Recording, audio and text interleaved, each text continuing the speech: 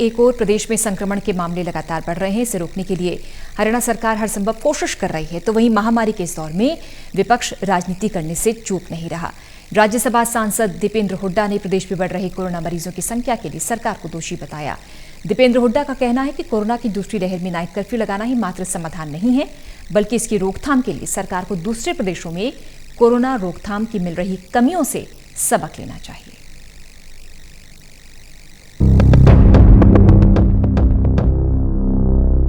राज्यसभा सांसद दीपेंद्र हुड्डा ने रोहतक शहर में आयोजित अंबेडकर जयंती के कई कार्यक्रमों में भाग लिया।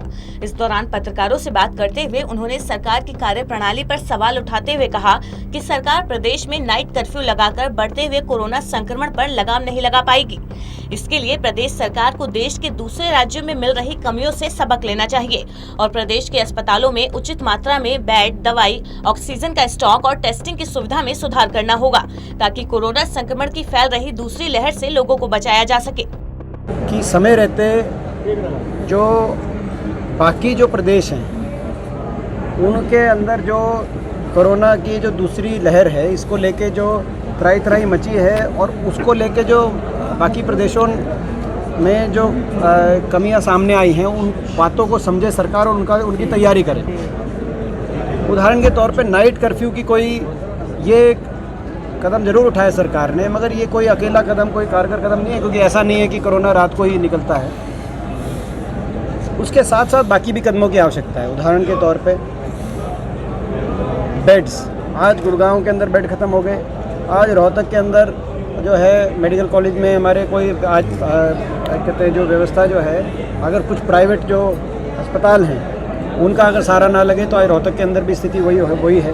तो बेड्स की संख्या बढ़ाई जाए, उसके लिए कदम उठाए जाएं, जैसे कि बाकी प्रदेशों के अंदर देखा गया है कि बेड्स की कमियां आई हैं। नंबर 2, ऑक्सीजन का स्टॉक सरकार जो है पूरी उपलब्धता उसकी सुनिश्चित करे, अभी से तैयारी करे।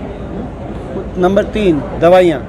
कई शहरों के अंदर बाकी प्रदेशों में महाराष्ट्र, मध्य प्रदेश, गुजरात दवाइयों को लेकर रेमडेसिविर है, बाकी दवाइयाँ हैं, उनको लेकर जो ताई मची है। सरकार समय रहते जो है दवाई की उपलब्धता सुनिश्चित करे, हरियाणा के अंदर बहुत आवश्यक है।